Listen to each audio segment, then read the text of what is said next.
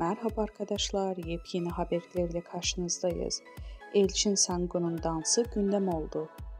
Çerkez kökenli olan oyuncu Elçin Sango, Lezinka performansı sergiledi.